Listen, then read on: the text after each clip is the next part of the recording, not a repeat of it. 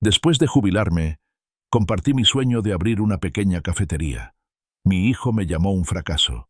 Me advirtió que no malgastara su herencia en una fantasía estúpida. Simplemente le dije en voz baja que se fuera de casa.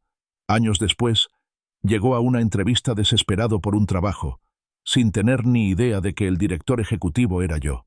Sigue mi historia. Dale a me gusta, compártela y cuéntanos desde dónde la escuchas. La pesada carpeta manila aterrizó en la mesa de la cocina con un golpe sordo que pareció una declaración de guerra. El café se derramó por el borde de la taza de mi hijo David, extendiéndose en una mancha oscura y acusadora sobre el roble pulido. Retrocedió de un salto, con una expresión de fastidio en el rostro antes de convertirse en una impaciencia cansada. No me disculpé. Esto era demasiado importante para las cortesías. Durante 40 años había sido un contable afable, un hombre de números y certezas serenas. Pero dentro de esa carpeta, entre las páginas cuidadosamente ordenadas, estaba el hombre que siempre quise ser. Esto, dije con la voz temblorosa, mezclada con emoción y nerviosismo, es mi futuro.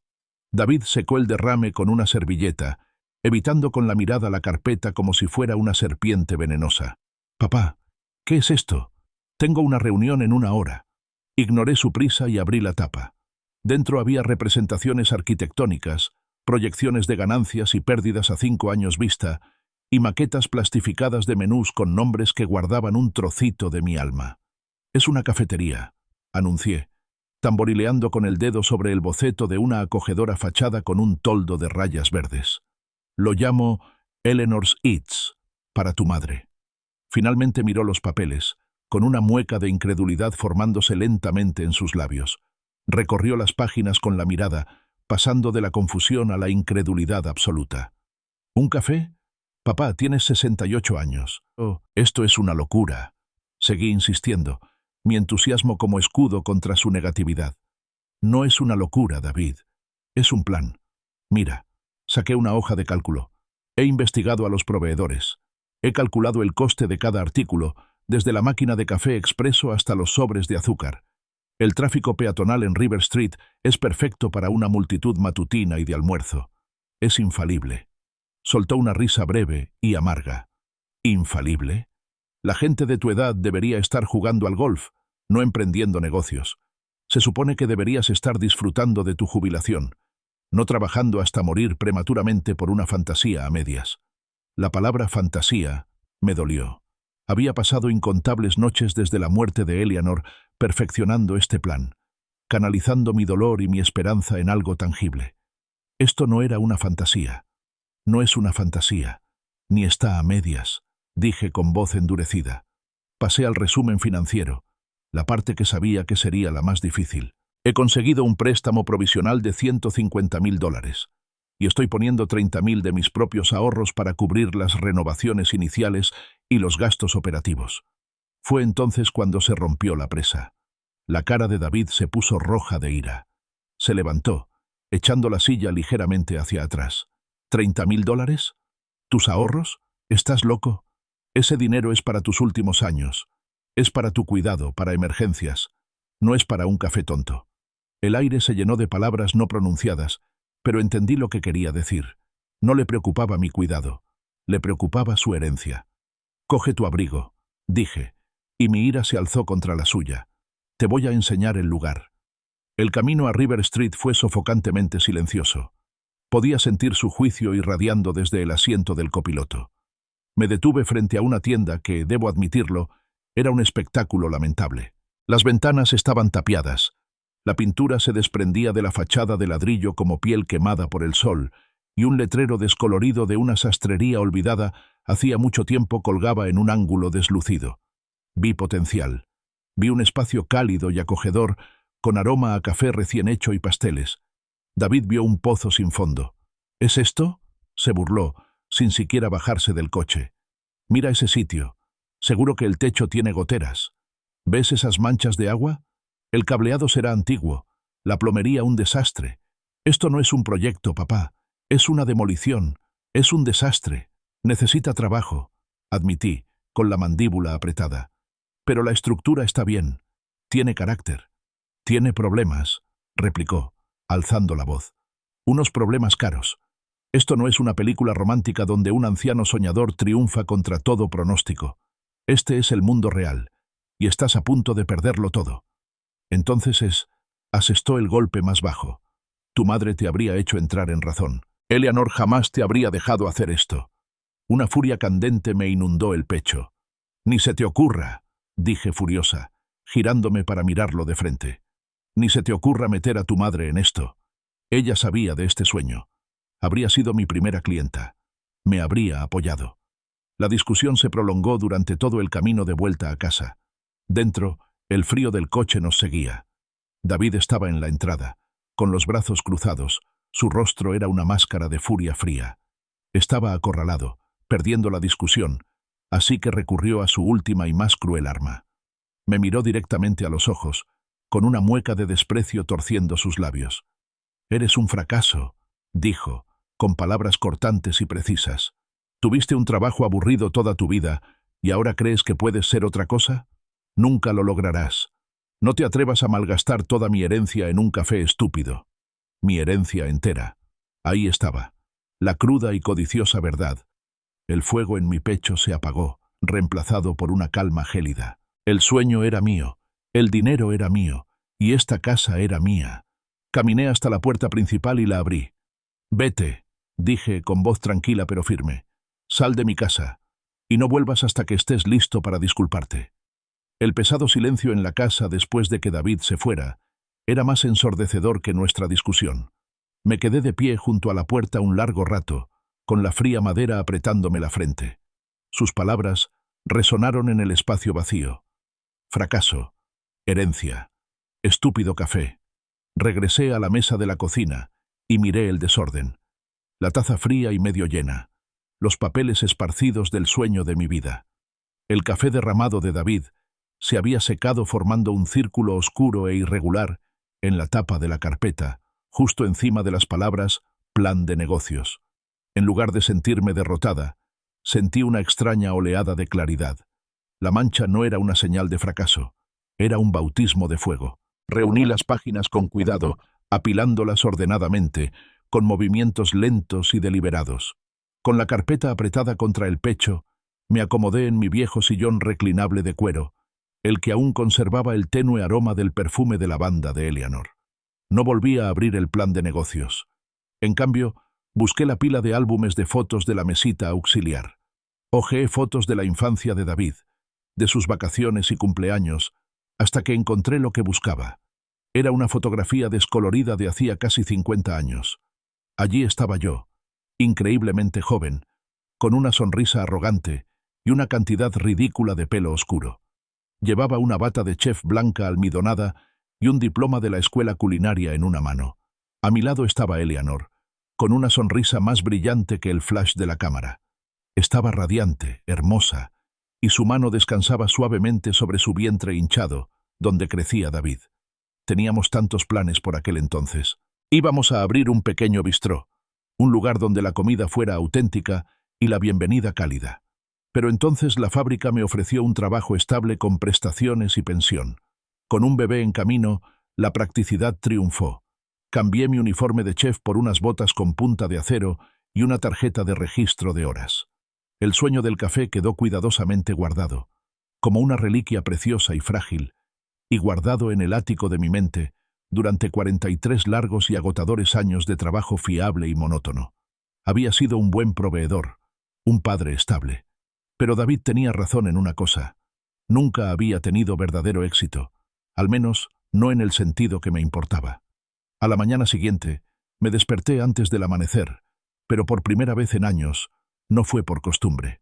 Fue con una sensación de propósito que se sintió como una descarga eléctrica. Me duché, me afeité y preparé mi café, pero en lugar de poner las noticias de la mañana, me senté a la mesa de la cocina con las gruesas y polvorientas páginas amarillas.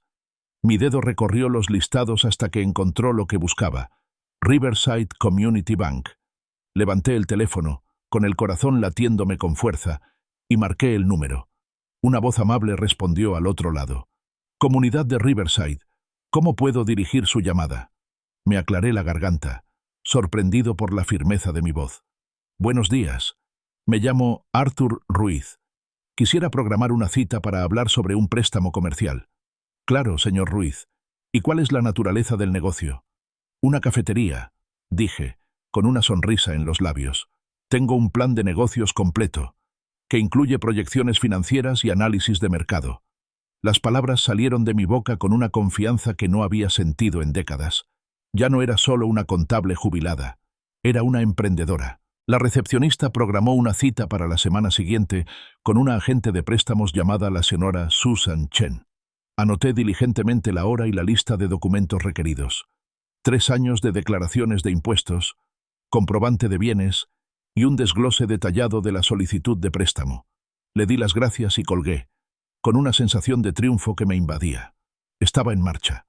Mi siguiente llamada fue a la Administración de Pequeñas Empresas para preguntar sobre programas de mentoría. Después, llamé al señor Earl Evans, el agente inmobiliario a cargo de la propiedad en River Street, para obtener los planos oficiales y el historial de la propiedad. Al mediodía, la mesa de mi cocina ya no era un escenario de conflicto, sino un centro de mando. Tenía papeles esparcidos por todas partes, y en una hoja nueva de papel legal había trazado un cronograma. Febrero, conseguir financiación. Marzo, finalizar el contrato de arrendamiento y contratar a un contratista. De abril a julio, renovaciones. Agosto, inauguración. Al observar el plan concreto, los pasos alcanzables escritos a mano, sentí una profunda paz. Las crueles palabras de David ya no me dolían. Eran como combustible. Murmuré hacia la habitación vacía, una promesa silenciosa para mí y para el recuerdo de Eleanor. Te lo mostraré, hijo. Te mostraré quién es el verdadero fracaso aquí. Esa tarde, caminé hacia mi armario y aparté los suéteres cómodos y las camisas desgastadas que ahora usaba. Al fondo, protegido en una funda para ropa, estaba mi mejor traje. Era un traje sencillo, gris oscuro, que solo había usado 2 veces. Una, cuando vi con orgullo a David cruzar el escenario para recibir su diploma universitario. Y otra, cuando con el corazón roto, me despedí definitivamente de Eleanor. Al sacarlo de la funda, sentí el peso de ambos recuerdos. Sabía que este era un momento de la misma magnitud. Era el final de una vida y el comienzo de otra. Colgué el traje en la puerta del armario, dejándolo airear, preparándome para mi nuevo rol. El traje me resultaba rígido y desconocido, un traje de una vida que había dejado atrás. En la mano, llevaba el viejo maletín de cuero de mi padre, con sus cierres de latón deslustrados por el tiempo.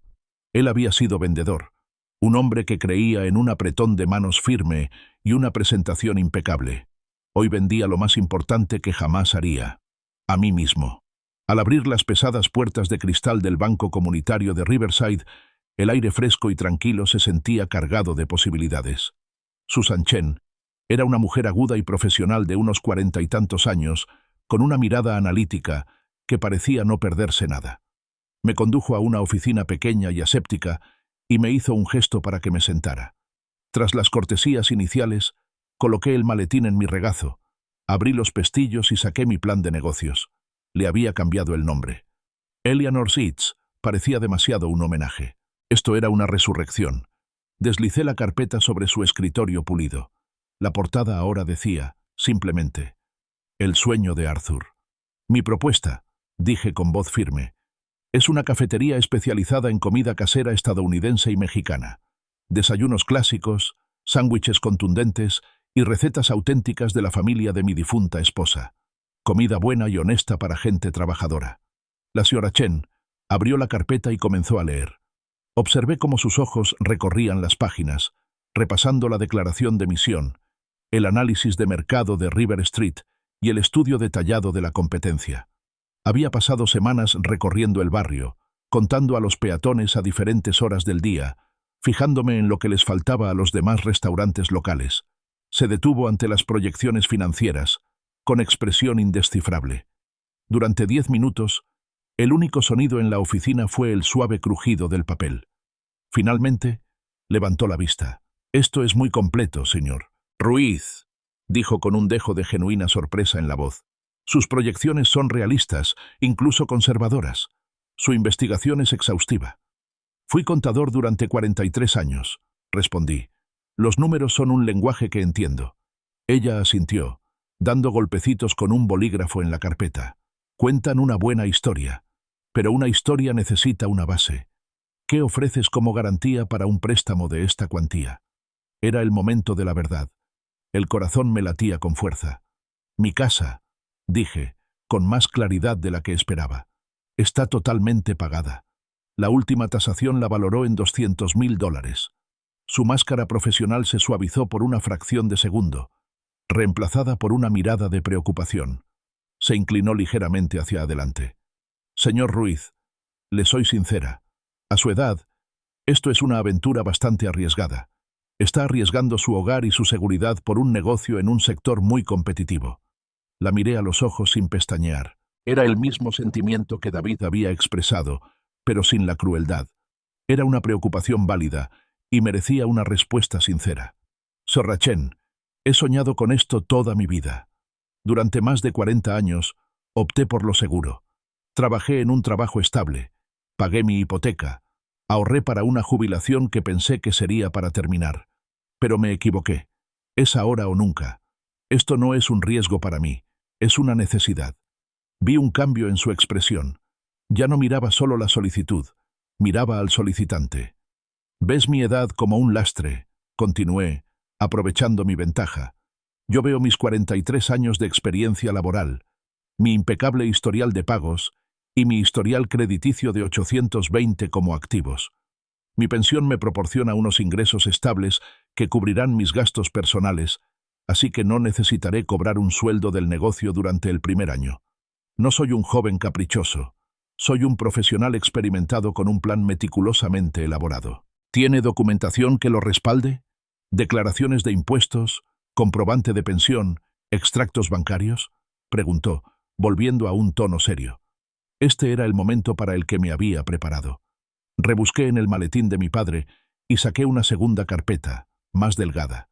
La abrí y dejé los documentos sobre su escritorio, cada uno cuidadosamente etiquetado. 3 años de declaraciones de impuestos, carta de verificación de pensión del sindicato, 6 meses de extractos bancarios, la escritura de mi casa. Todo lo que necesitas está ahí. La señora Chen se quedó mirando la pila de papeles organizados y luego me miró a mí. Una pequeña sonrisa de impresión se dibujó en sus labios. «Esta preparación es excepcionalmente minuciosa, señor Ruiz», admitió. «La mayoría de los solicitantes requieren al menos 2 llamadas de seguimiento». Recogió mis papeles, se levantó y me extendió la mano. «No puedo prometer nada, pero le aseguro que el comité de préstamos va a considerar seriamente esta solicitud. Debería recibir una respuesta en un plazo de 10 a 14 días hábiles». Al salir del banco y salir al brillante sol de la tarde, me sentí como si tuviera 3 metros de altura. No esperé. Saqué mi celular con los dedos torpes y marqué el número del agente inmobiliario, el señor Evans. Cuando respondió, le di a mi voz una dosis de confianza que apenas comenzaba a sentir. «Señor Evans, le habla Arthur Ruiz. Acabo de salir del banco con la aprobación preliminar del préstamo para la propiedad de River Street. Estoy listo para hacer una oferta».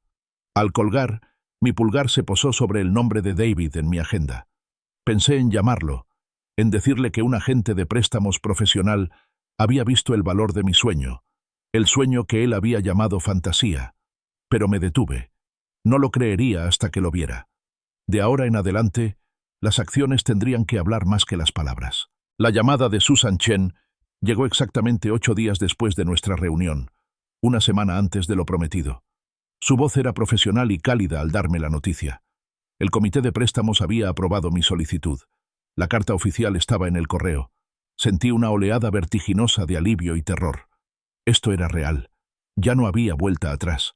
Con la carta de aprobación del banco cuidadosamente doblada en el bolsillo de mi chaqueta, me encontré con la agente inmobiliaria, Linda Martínez, en la acera frente a la tienda abandonada. Era una mujer alegre y sensata que llevaba un fajo de documentos bajo el brazo. Nos sentamos en el capó de su coche mientras me guiaba con los trámites de cierre. Firmé donde me indicó, con una mano sorprendentemente firme. El precio final de la compra fue de $89.000. Una fortuna. La suma de toda una vida de ahorros cuidadosos y una montaña de nuevas deudas. «Felicidades, señor Ruiz», dijo Linda, sonriendo al recibir los papeles firmados. Ahora es usted el dueño. Metió la mano en el bolsillo y sacó un pequeño anillo con 3 llaves de latón deslustradas. Las dejó caer en mi palma. ¿Qué esperaba? Los sentía increíblemente pesados, sólidos y cálidos en su mano. Esto era más que solo metal. Esto era propiedad. Esta era la llave del futuro que había guardado hacía tanto tiempo. Esta era la manifestación física de un sueño que creía muerto con mi juventud. De pie allí, en el pavimento agrietado de River Street, sentí que el cerrojo de mi vida finalmente giraba, abriendo posibilidades que creía perdidas para siempre. Durante los siguientes 5 días, estuve poseído. Llegaba a la tienda cada mañana justo después del amanecer y trabajaba hasta que me dolía la espalda y tenía las manos en carne viva. Empecé con lo básico. Quité las tablas de madera podridas de las ventanas, dejando que la luz del sol entrara a raudales en el espacio polvoriento por primera vez, en lo que debió de ser una década. Barrí montañas de tierra y escombros, llené cubos con agua sucia para fregar los pisos y raspé la pintura descascarada. Era un trabajo duro y solitario, pero con cada movimiento sentía que recuperaba el espacio, insuflando mi propia vida y energía a sus viejas y cansadas estructuras. Medí paredes, dibujé planos en un bloc de notas e imaginé el aroma del café recién hecho y del pan horneado ahuyentando el olor a polvo y descomposición.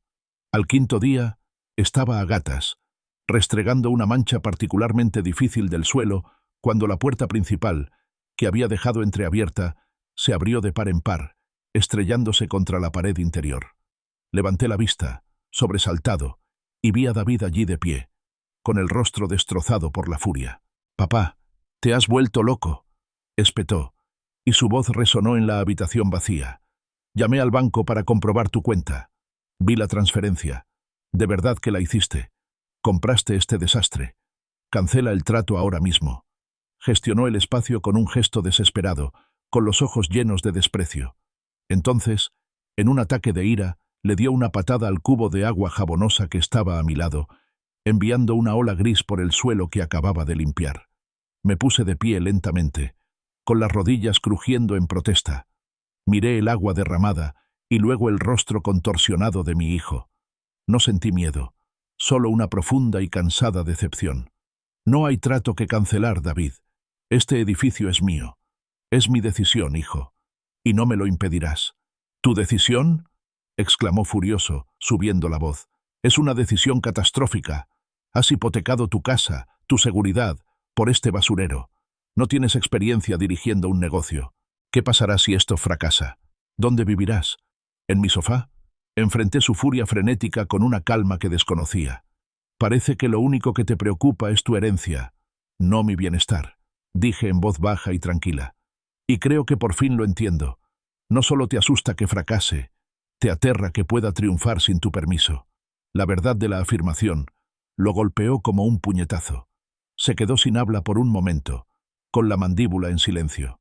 Luego sacó su teléfono, apuñalando la pantalla con los dedos. «Ya está. Voy a llamar al doctor Miller. Voy a hacer que te evalúen. Hay pruebas para este tipo de cosas, para la competencia, para el comportamiento apropiado para la edad». Antes de que pudiera pulsar el botón de llamada, me abalancé sobre él y le arrebaté el teléfono. Lo agarré con una fuerza sorprendente. «Esta conversación ha terminado», dije con voz de acero. «Esto es asunto mío, mi propiedad. Vete ya».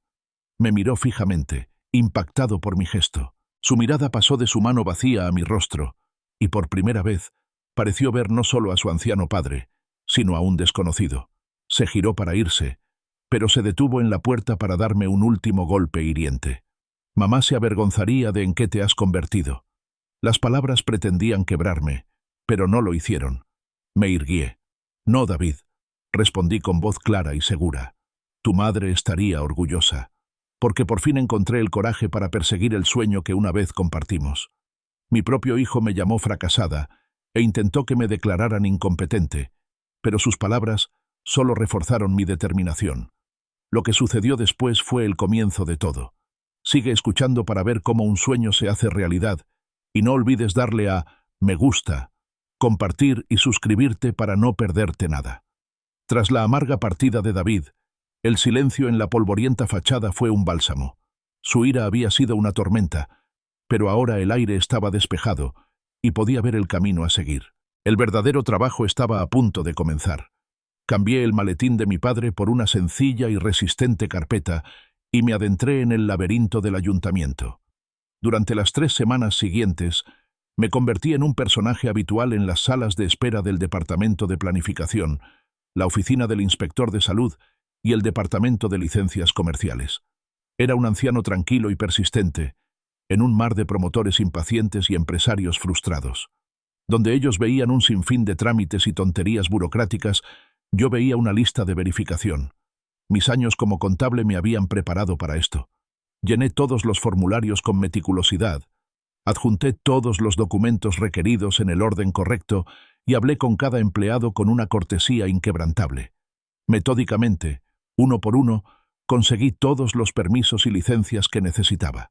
Con la aprobación de la ciudad, mi siguiente paso fue encontrar un contratista. Entrevisté a 3 empresas, pero fue un hombre llamado Frank López quien se ganó mi confianza.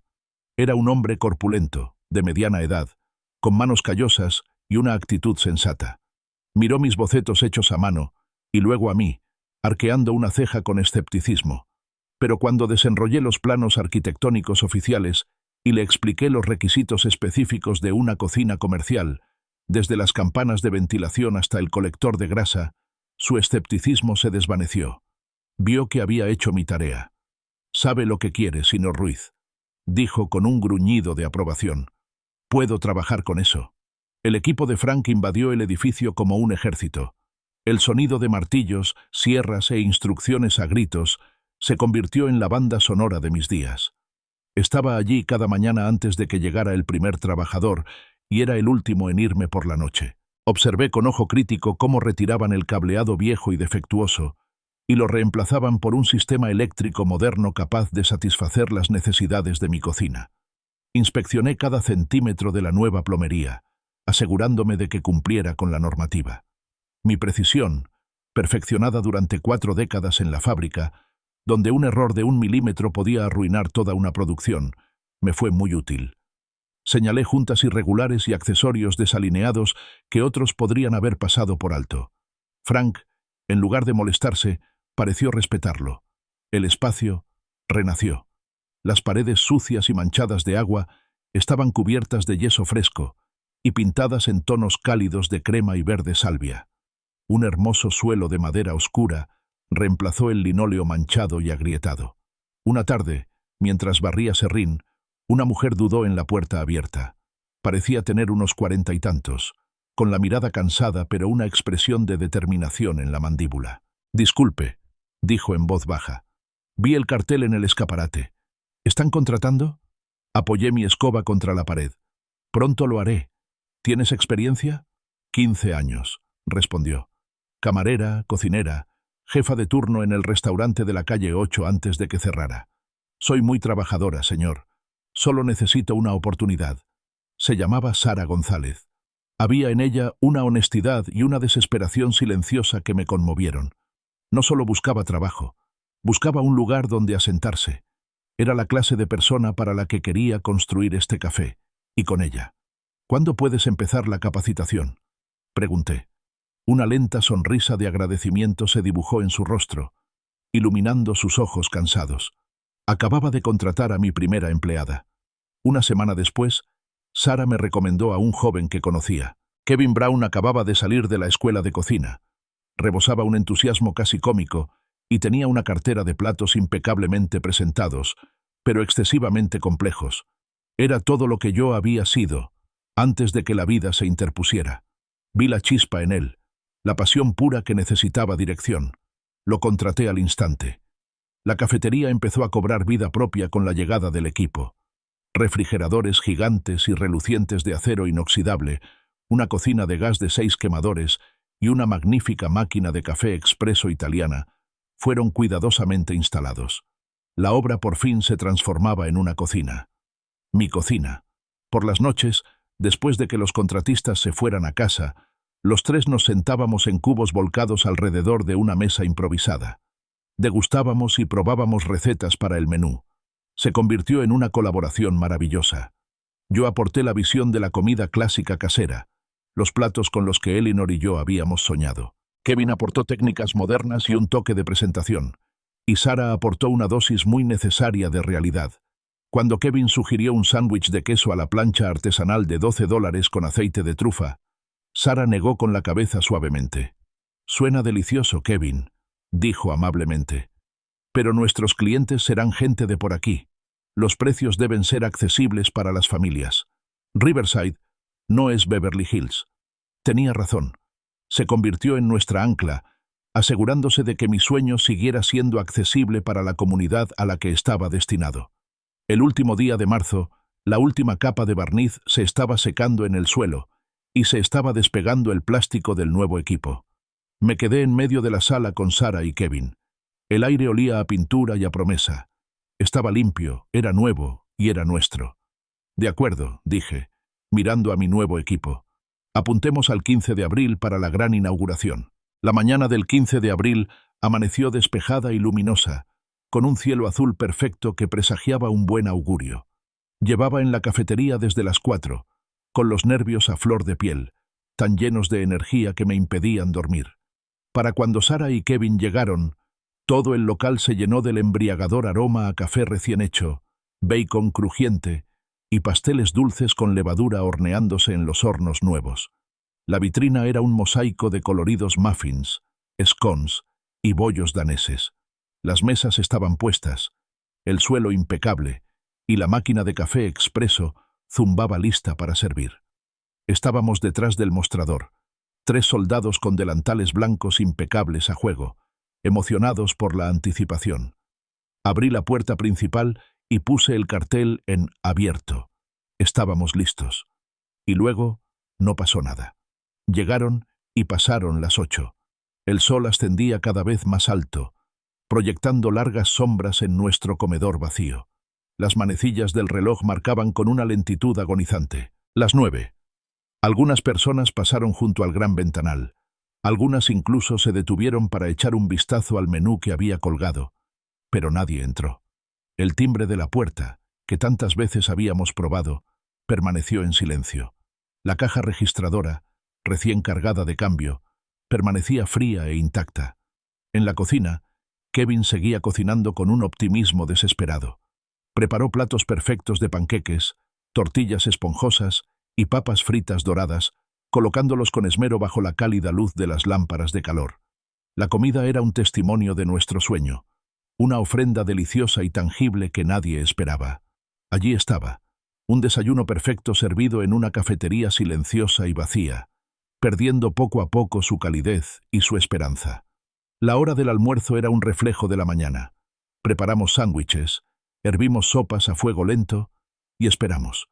El silencio se hizo más denso, más opresivo. El hermoso comedor, que tan prometedor parecía apenas unas horas antes, ahora se sentía cavernoso y burlón. Cada silla vacía era una acusación. Cada plato limpio y sin usar era un juicio. Me quedé junto a la ventana, viendo pasar la vida, con un frío nudo de miedo en el estómago. El empresario seguro de sí mismo del banco, el dueño decidido que supervisaba las reformas, había desaparecido. En su lugar había un anciano asustado que lo había arriesgado todo.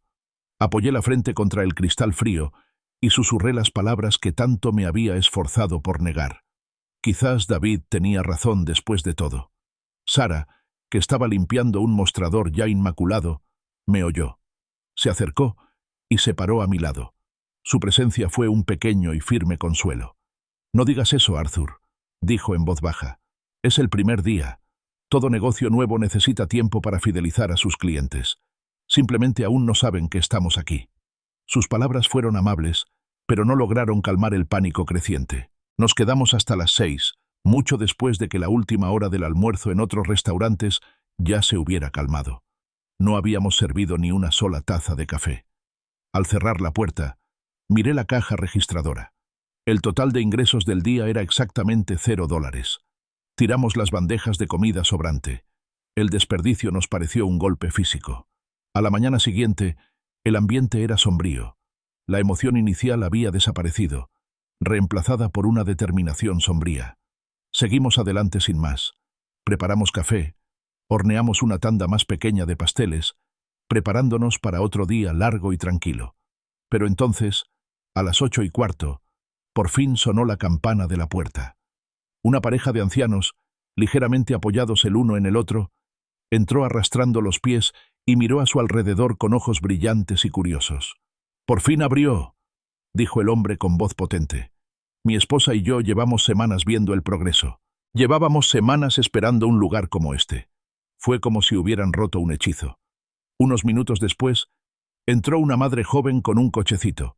Luego, un grupo de obreros de una obra cercana. Luego, 2 mujeres con traje.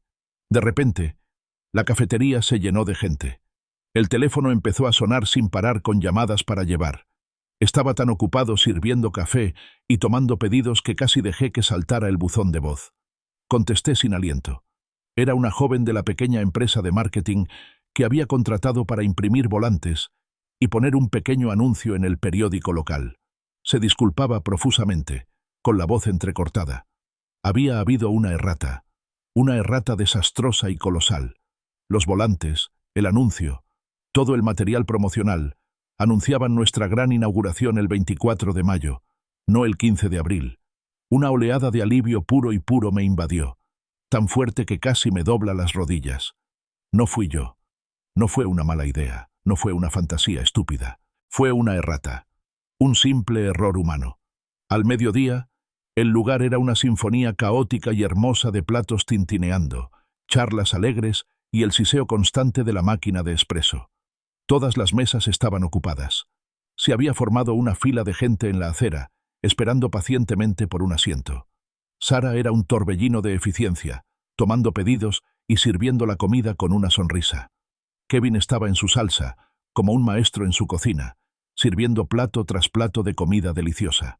Contemplé la escena, las mesas llenas y los rostros sonrientes, y sentí una alegría tan profunda que me hizo llorar. No habíamos fracasado. De hecho, al final de ese primer día de verdad, nuestros ingresos no solo habían cubierto nuestros gastos, sino que incluso habían generado una pequeña y milagrosa ganancia. El desastroso día de apertura se convirtió en una anécdota divertida que contábamos a los nuevos clientes, una anécdota peculiar sobre nuestros humildes comienzos. En los 18 días siguientes, Arthur's Dream se convirtió en algo más que una cafetería. Se convirtió en parte del ritmo del barrio. Aprendimos los nombres de nuestros clientes habituales. El señor Henderson, el cartero jubilado que venía a tomar un café y un muffin todas las mañanas. Las enfermeras de la clínica cercana, que pedían las mismas 3 ensaladas para el almuerzo todos los días. Las familias jóvenes que llenaban las mesas los sábados por la mañana. Recibíamos excelentes críticas en el periódico local y en los sitios web de la comunidad.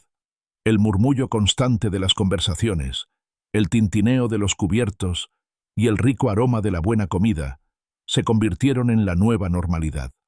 Por primera vez en mucho tiempo, sentí que estaba exactamente donde debía estar.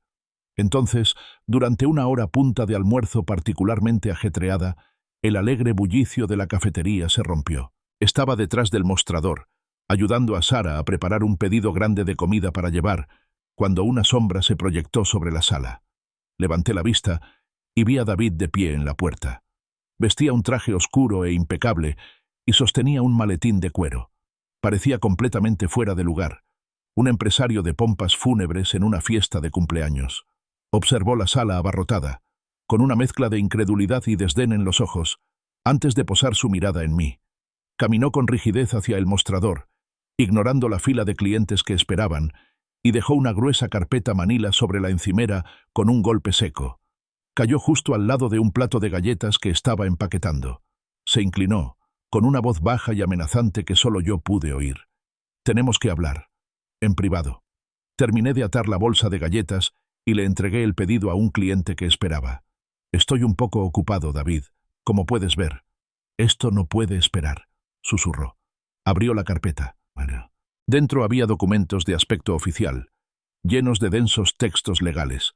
«Necesita una evaluación psicológica», dijo con voz fría como el hielo. «He hablado con un abogado.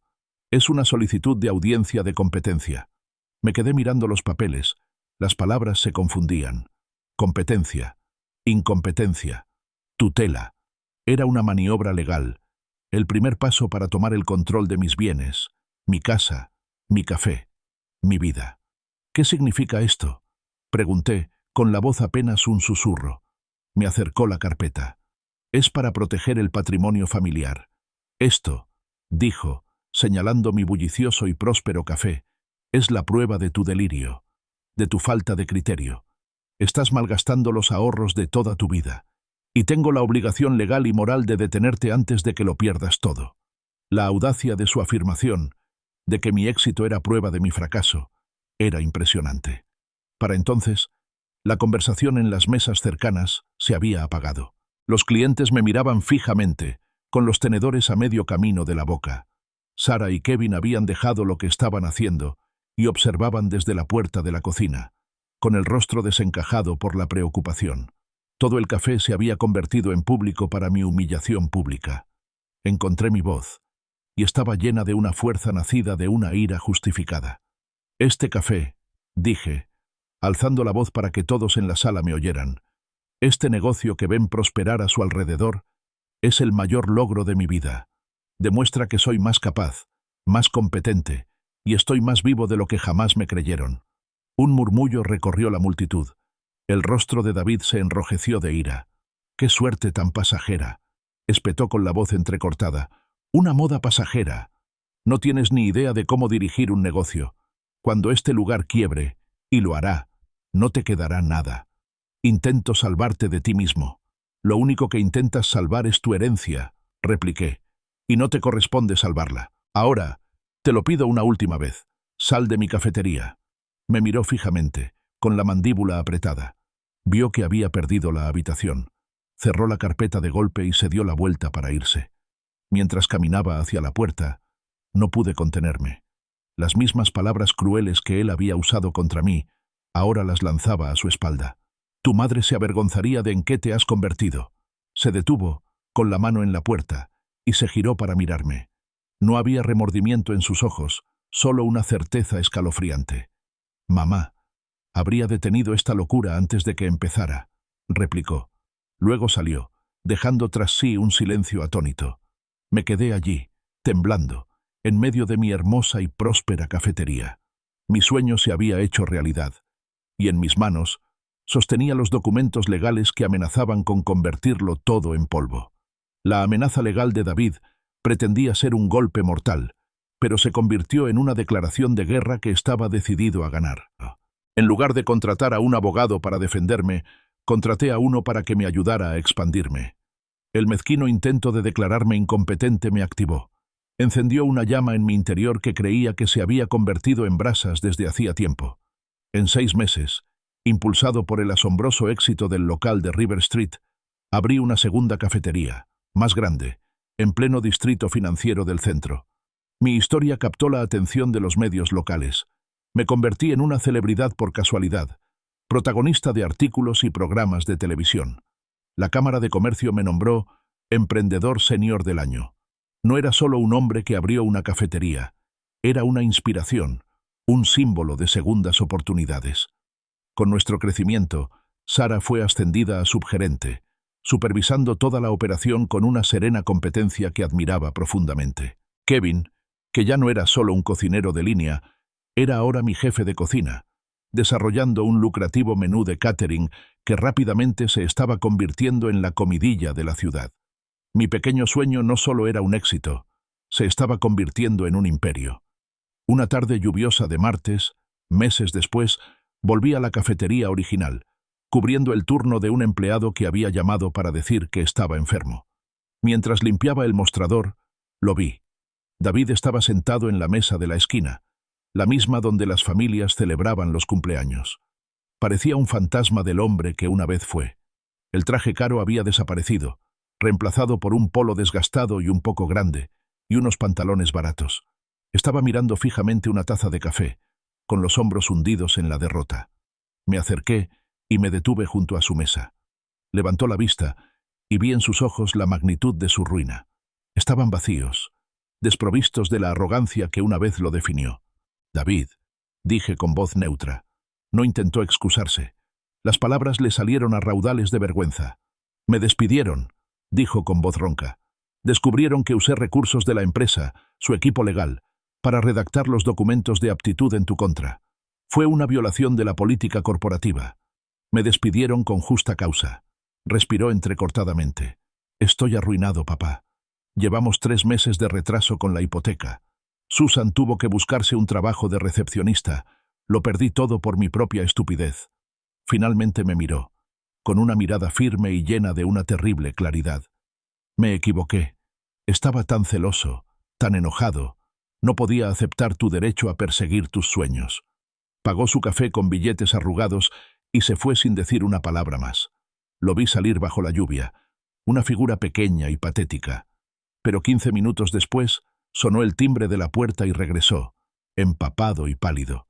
Caminó directo hacia mí en el mostrador. Su voz era baja, desprovista de orgullo. «Papá», empezó, «por favor, dame un trabajo, cualquier trabajo. Lavo platos, friego pisos. Estoy desesperado. Haré lo que sea». Miré a mi hijo y, por primera vez en su vida adulta, vi humildad genuina. La mueca de desprecio había desaparecido, el sentimiento de tener derecho se había desvanecido. Era simplemente un hombre destrozado. Pero la humildad no bastaba. Me incliné hacia adelante, con la voz tranquila, pero cargando con el peso de todas sus traiciones. «¿Recuerdas lo que me dijiste, David? De pie en mi cocina? Me llamaste fracasada. Dijiste que nunca triunfaría. Me advertiste que no malgastara tu herencia en mi estúpido café». Se estremeció ante cada frase que recordaba. Las palabras le asestaban un golpe. «Lo sé», susurró. «Fui un tonto». «Fuiste más que un tonto», continué con voz firme y fría. «Fuiste cruel. Y no solo deseaste mi fracaso, sino que intentaste activamente provocarlo. No perdiste tu trabajo por mi culpa. Destruiste tu propia carrera intentando destruir la mía. Las consecuencias que estás sufriendo ahora son totalmente tuyas». «Pero somos familia», suplicó, con los ojos llenos de lágrimas. «¿No puedes perdonarme?» «La familia implica lealtad, David», dije. «Y la lealtad funciona en ambos sentidos. Tú no me demostraste ninguna». La firmeza de mi tono debió de conmoverlo. La esperanza en sus ojos se desvaneció. Se enderezó y un destello de su antiguo yo regresó. Pero esta vez era dignidad, no arrogancia. Asintió lentamente. «Lo entiendo», dijo. «Yo mismo lo busqué». Se giró y caminó hacia la puerta por segunda y última vez. Con la mano en el pomo, me miró por última vez, con una pregunta silenciosa en los ojos. Una súplica por un salvavidas, por un rayo de esperanza, por el padre al que había desechado con tanta negligencia. Lo miré a los ojos y vi cada insulto, cada amenaza, cada momento en que prefirió la codicia al amor. Vi al hijo que había intentado quebrarme. Y con toda la convicción de un hombre que había construido su sueño, no a pesar de su hijo, sino para sí mismo, le di mi respuesta. «No».